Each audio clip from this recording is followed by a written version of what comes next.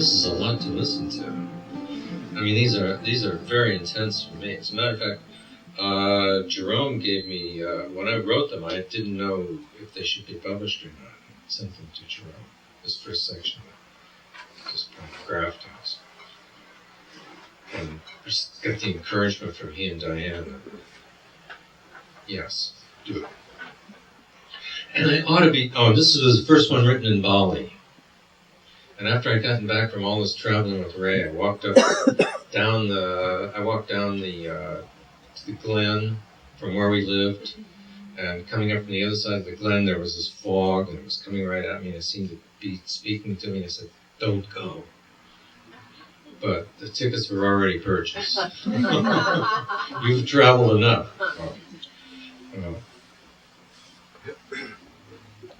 So this is in Ubud, Bali.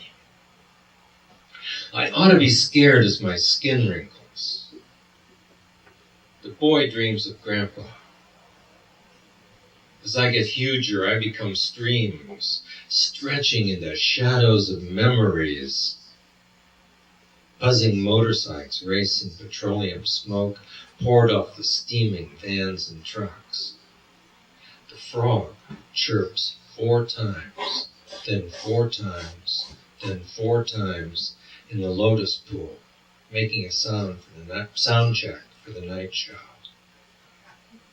At sunup, roosters crow from the forested slopes and work their claws into the loam. A man must not win more than his father, or fantasies arise of slim, beautiful women with enormous heads enwrapped by snakes with toothed beaks.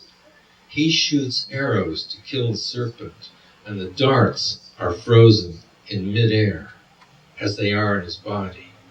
Only the feathered tips show. In the battling crowd, the chariot wheels drip with blood. One of the things that I notice as I go back and look at photographs of Bali, or as I look at these poems, that in Bali you're surrounded by beautiful people, graceful people, lovely, generous people, making small sacrifices of a flower with a couple of peanuts in it and a slice of mango on the doorstep, the gods, and of course the pigeons come and eat it, which is good, or the doves.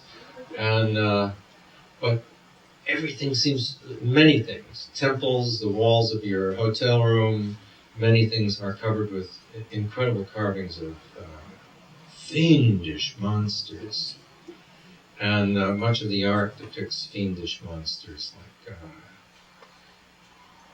one that I just described there. Slim, beautiful women with enormous heads enwrapped by snakes with toothed beaks, and a pattern on a piece of cloth, a battling crowd, the chariot wheels dripping with blood. Now there are lions in the woodwork, and all over everything are squatting creatures with huge toenails and tusks and bulging eyes. Also my hands are everywhere, holding a black leatherette steering wheel. Fog pours down the ravines through wild lilac and oak of the mountains. This is interpenetrating oceans of soul-making, slithering through the uprising of protein and the multiple devourings emitting old halos.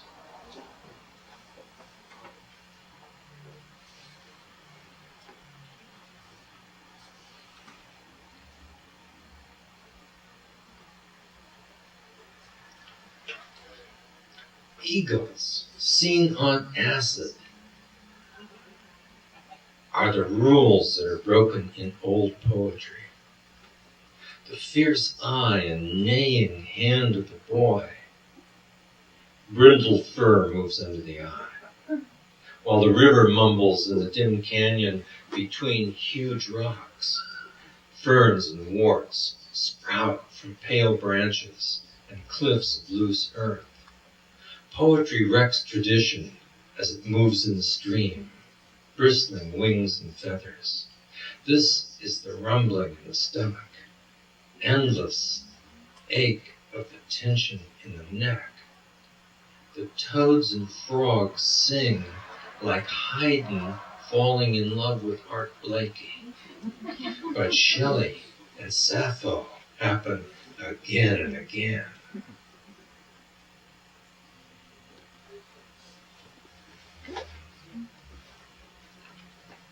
This one from Monkey Park.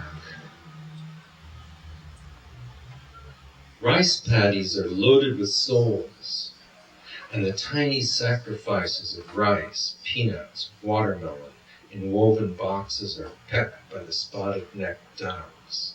The wrinkled bill lying on the tray is snatched as mindfully, mindlessly as a jay grabs a yellow plum and flies with it.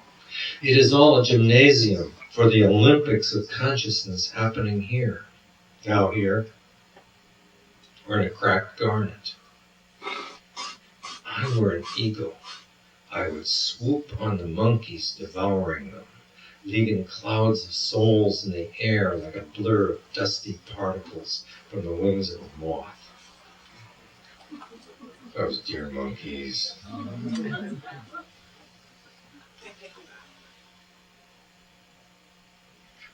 Then there was out in the country, there was, this man had a biggest python I've ever seen. This was a really big python. And he was renting it out so people could put their babies on it and have their photographs taken.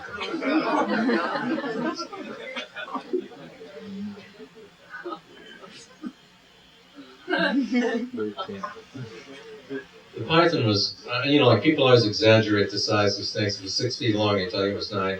This python was this big around in the thickest place. I have no idea how long it was. And you could run your hand down it, and it was actually cool in the heat. And you could feel the ripples of muscles over the ribs. And here's this little child going, give way or be smitten into nothingness, an everlasting night. But I am here already. The tips of my fingers give off light. What matters is the cold skin of the python and her muscle ribs that ripple over the crate. One band of power preceding another. There's zero and the non-structure of nada inside. Everything is a full blast in its glory. A cloud of protein made of protein's imagination in the spark of a star.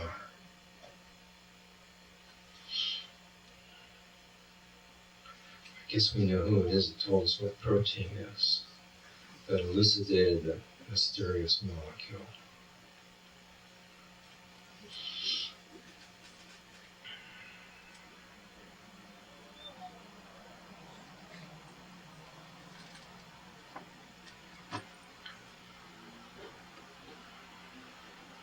Sunset colors of apricot and layers of black over the ocean.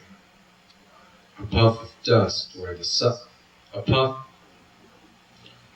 Charles Olson used to read he wouldn't read it till he got the energy just right. He said, what does not change is the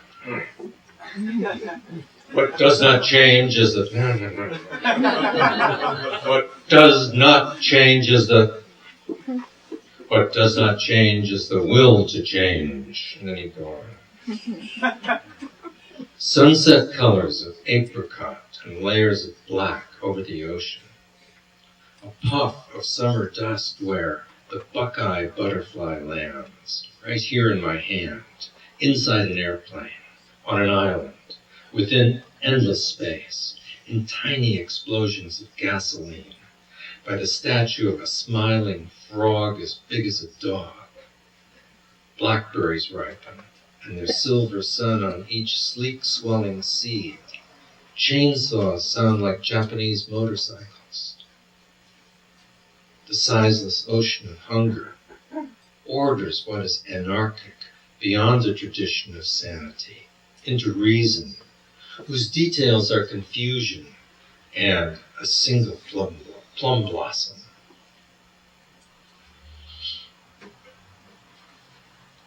Then that's followed by two more sections of the poem, less orderly.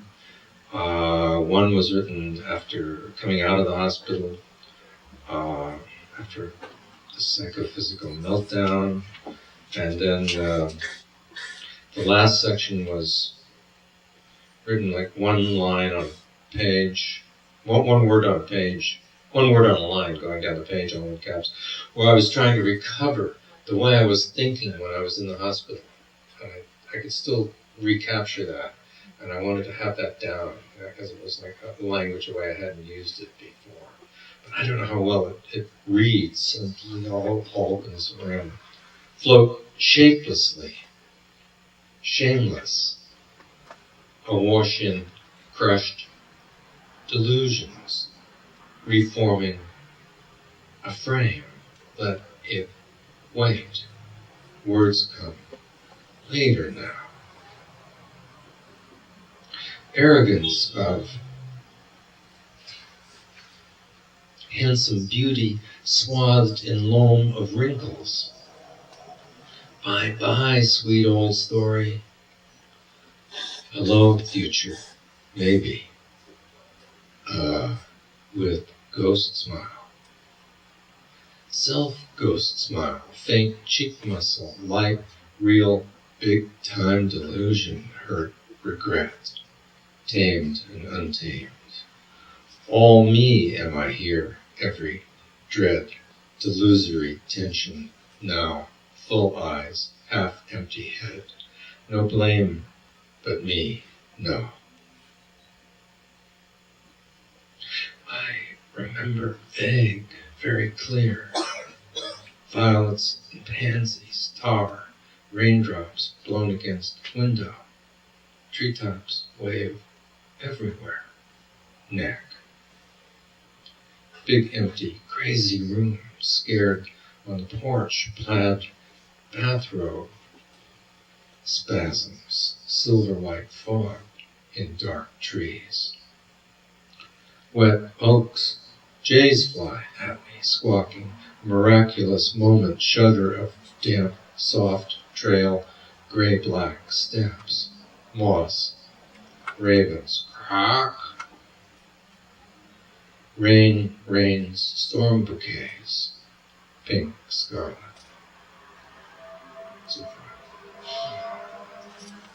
So that's what I want to read from Morning Mirror. So thank you. It's a real pleasure to be here, to see so many friends, old friends, new friends, distinguished persons. And professors. And professors. Professor Wills. And now, after writing that book and beginning a practice, a steady practice, I wrote these poems, Touching the Edge, which I call Dharma Devotions, from the Hummingbird Sangha. And of course the Sangha is a group that meets to do Zazen together, to practice together. And I was getting advice from friends who were distinguished in their knowledge of Soto Zen, and I called up Gary Snyder and said, yeah, we call ourselves the Hummingbird Sangha. And Gary said, no. He said, Carol and I call ourselves the Wild Turkey Sangha. Because where we sat, the hummingbirds were in the feeder above the altar outside the window. And Gary Snyder and Carol were sitting on their deck and in front of their house, and the wild turkeys in their neighborhood would come walking by to check them out. So here's a note about the book. The Dharma devotions may be seen and read like calligraphy moving vertically on a white scroll. They're almost as much for the eye as for the voice. If the capitalizations and placements of lines seem strange, then read them aloud and the ordinariness will appear.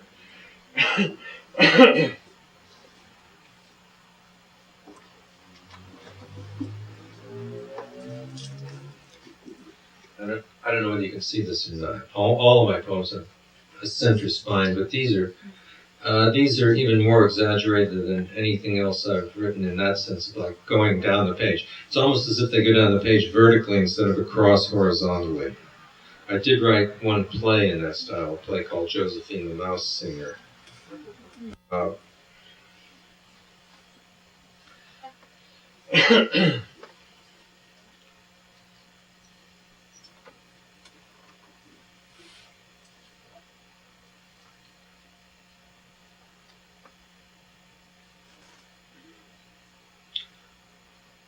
The white hand with long fingers hangs over the edge of consciousness like a waterfall of peace.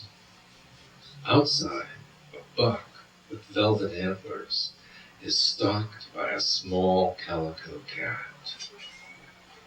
Everything is flying apart and coming back together just as it is. Once I was all hormones and energy, whoever I was, am. Gold windows, fir boughs.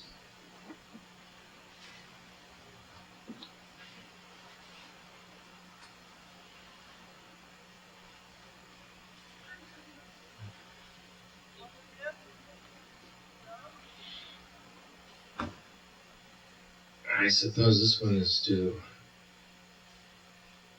the Bodhisattva Kannon. To give is the white hand, with the long fingers and the eye and palm, putting forth what is one already arisen and long gone. The squawking of jays is a gift in the trees. Be in comfort, Chet Baker. Be in comfort, Jean-Michel Basquiat. There are waves and facets and slidings and chunks and non-chunks, slipping into the ordinary, empty roar of the lion, plain as consciousness, not there. And this one is for, I can't really claim him as my actual teacher, but I knew him when he was alive, and used his book for much help, Zen Mind, Beginner's Mind. And Suzuki Roshi certainly thought of himself as a frog. He thought the frogs really sat zazen all the time, and I think he admired, maybe even envied that. So, the white chin of the frog beats with his breathing. He's green and pinstriped and as plain as I am. We are naked and robed in the ordinary storm and waiting for rain. Not too smart and not caring, we're wise apples. The full moon makes a place to stand with raised arms. Next, I am brown gold and old and wooden, solid and near weightless, shaped like a Buddha, letting it go or flash back to a few drops of rain on the windshield.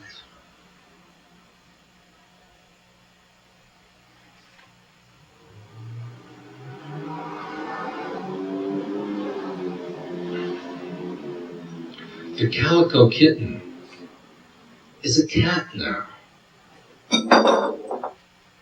She basks on laps and stretches enormous fingers and claws.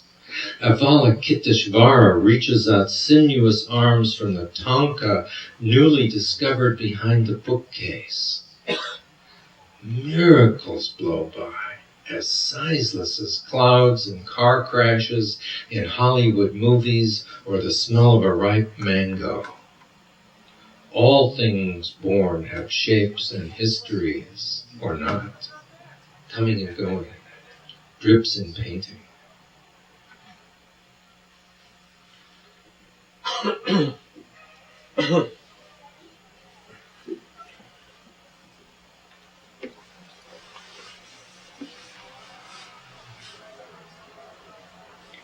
A tiny young cricket's special nature is presence and nothingness, hopping into the instant and disappearing in vibrancy of hunger and winter, or crawling between old boards of the deck floor. Stars and worlds do no better than instars. Languages have spotted fur and are soft to the touch. Thorns of illusion grow in the fur beyond the barricade we're all the same. Passing the wall we're one. Pebble, stream, hangnail, scarlet snapdragon, motionless wine in a moving flagon.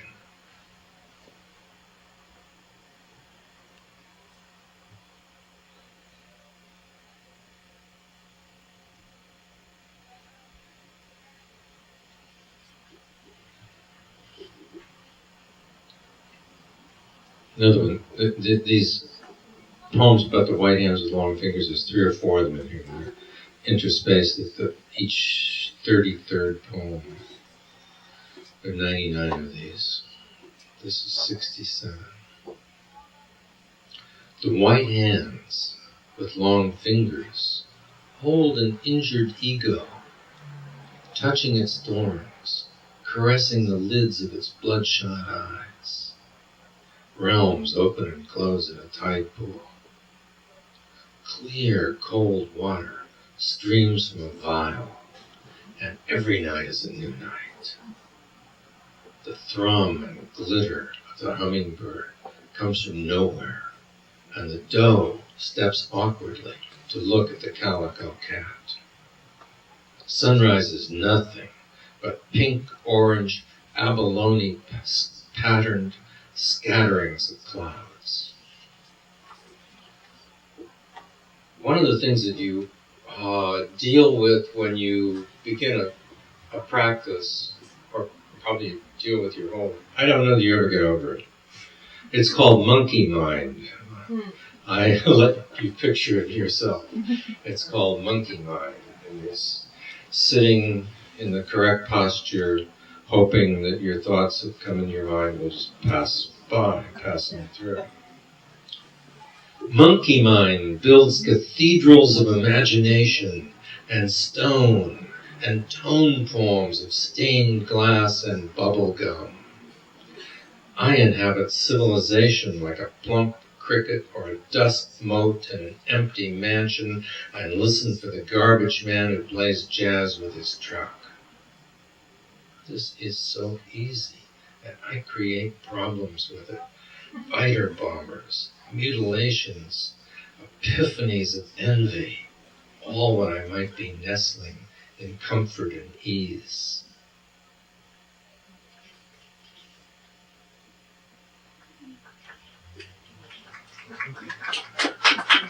You're just trying to get a break.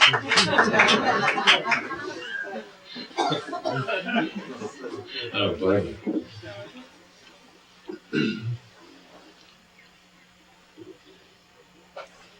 I'm looking, here's one. I'm real proud of this because I read it to the painter Francesco Clementi, old friend of mine, and he said, he's got an Italian, Michael, can I have that one? When I finished. In a kind of Francescan Italian accent.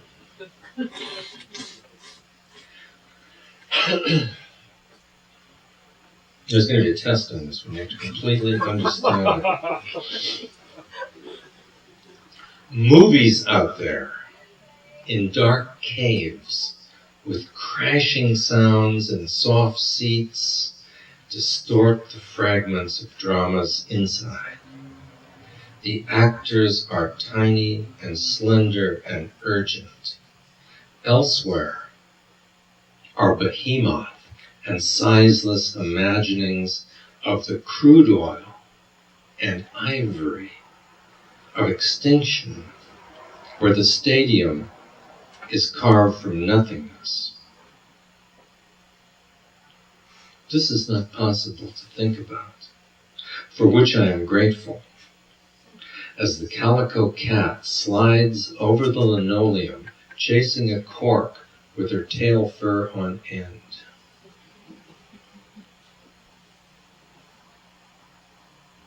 Now, what's the stadium of nothingness made out of?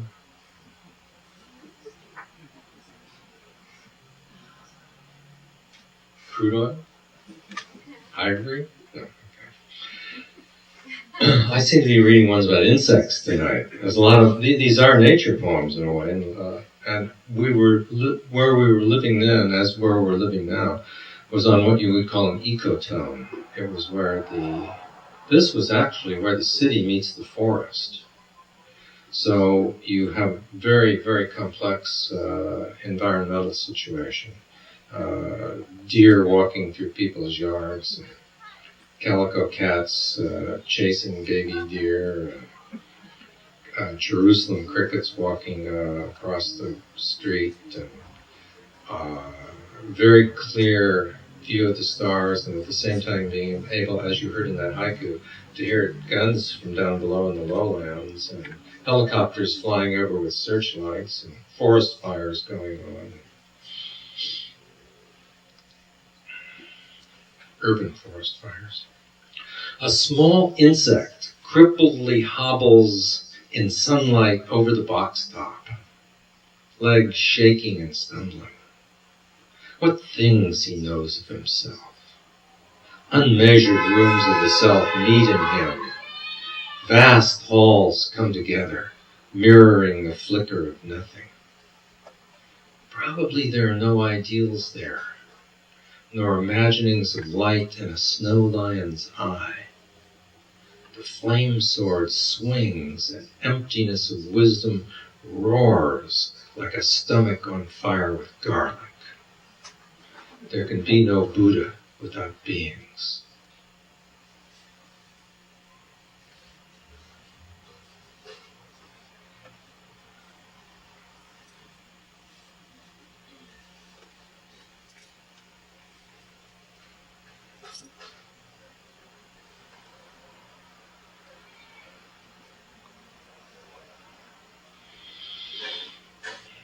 So I'm going to read number 98 and number 99, and then I'm going to stop.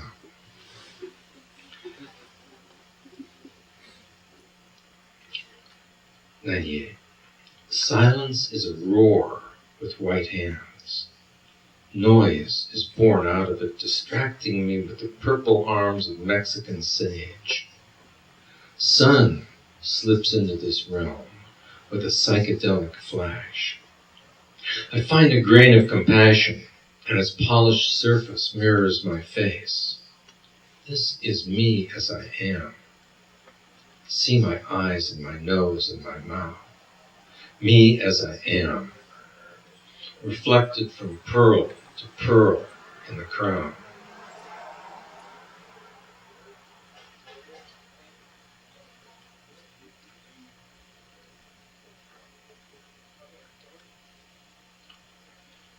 And this is, some of this sounds highfalutin, but Huckleberry Preserve was like 3/4 of a mile from where we were, which is a wild redwood forest, well, actually second growth, and now a nature preserve for native plants.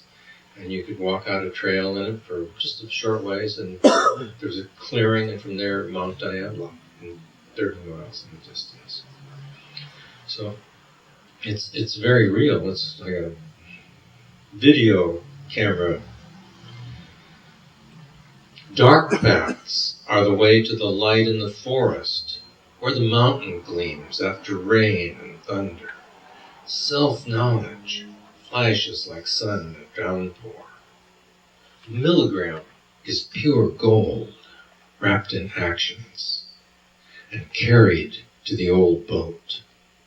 The rustlings of leaves in the yard are songs of clarity, praising the changing of forms.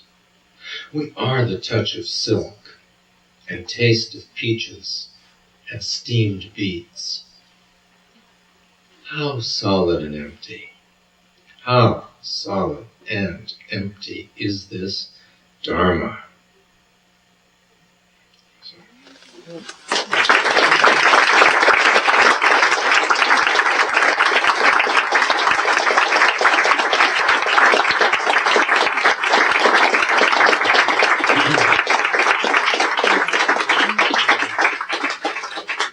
Thank you. This is a very rich experience for me. How about anybody have one objection or question? Could you talk about the beard in relationship to your other work? Could I talk about the beard in relationship to my other work? The Beard was a play I wrote in 1965, and the two characters in it are Billy the Kid and Jean Harlow in a blue velvet eternity, and it ends with a sexual confrontation. Simulated, of course, but the police would not believe it was simulated. So I went through many arrests and won a couple of Obie Awards in New York. Was busted 14 nights in a row in Los Angeles. I won't even give you a list of the places it was busted. All unjustly, all cases won. And then it became very popular play on college campuses, and I was sure it was going to replace The Importance of Being Earnest. And then it was done every once in a while. I think it's opening this week in San Francisco, a small production of it. And it was just done in New York in October, and it was directed by Larry Saccharo, who directed Three Tall Women by Edward Albee, and it was done at Theater La Mama.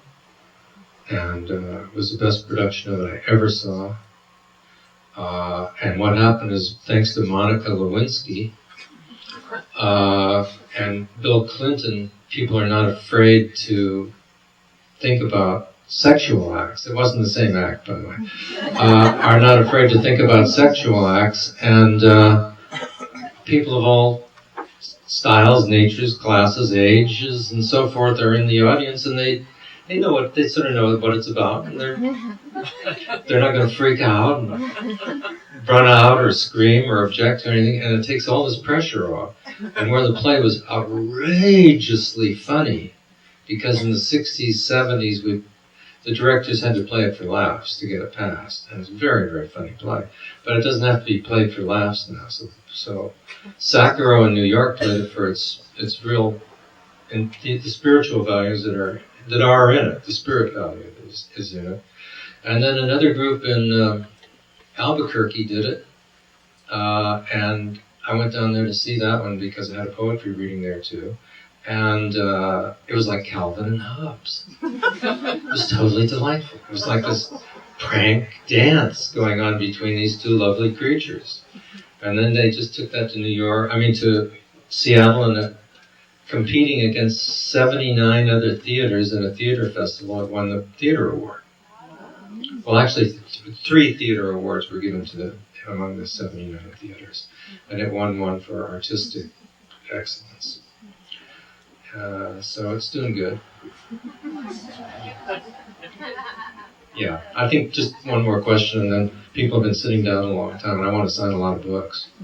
Yeah. Referring to some practice that you started, what kind of practice was it? Soto Zen. What's that? I don't know. I don't know. It's a form of Buddhism that melded with Taoism in China in the 7th to 9th century AD, and was taken to Japan and developed there. But it is only a form of Buddhism. And it's not a religion, it's Zen. Not like Western religions. You don't say, "Oh, Buddha, do this for me, do that, and I'll never swear at my mother again." Yeah. Michael, if I may be so bold as to attempt the third question, could you comment on the influence of William Blake on your thought? Yeah. First time I met Allen Ginsberg at a party for W.H. Auden in 1955, where we were the wallflowers at the party. He started talking about William Blake and what William Blake was to him. bardic, almost like Old Testament like prophet. And I told him what Blake was like to me, which was an entirely different Blake. So there's many Blakes, and my Blake is William Blake, 1757 to 1827. Great visionary painter and visionary poet, especially noted for his short poem Tiger, Tiger, Burning Bright in the Forest of the Night, and also for his prophetic works, such as Milton or Visions of the Daughters of Albion. And Blake's been my main man until about 50 years later, I found my wife read me Dogen, 13th century Japanese thinker. So I have Blake and Dogen now. Hi, Dogen. Michael, I'm embarrassed. But as the host, may I ask? You're the only poet I know who has a subscription to the magazine Science. I may be the only one. What is it? What is it that draws you? And you may have to repeat the question. What is it that draws you? And that's why you're yelling. You can hear him, can't you? What is it that draws you to biology and science and mammals and nature?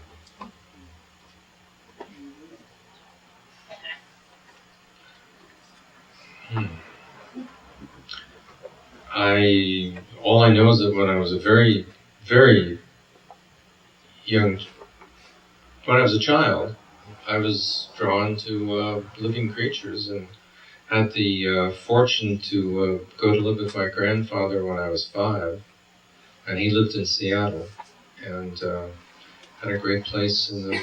Seattle was different in those days, where the town stopped, the woods began. So I actually saw quite a bit of nature at the age of 5, 6, 7, in another beautiful place. I love the nature here. I want to come back and see the Anza Borrega Desert in the fall, in the spring when I really have an opportunity to hunt through it. That's me. And my deal with science is every week it comes, every week my deal is I turn all the pages. I make no pretense of understanding. I just turn the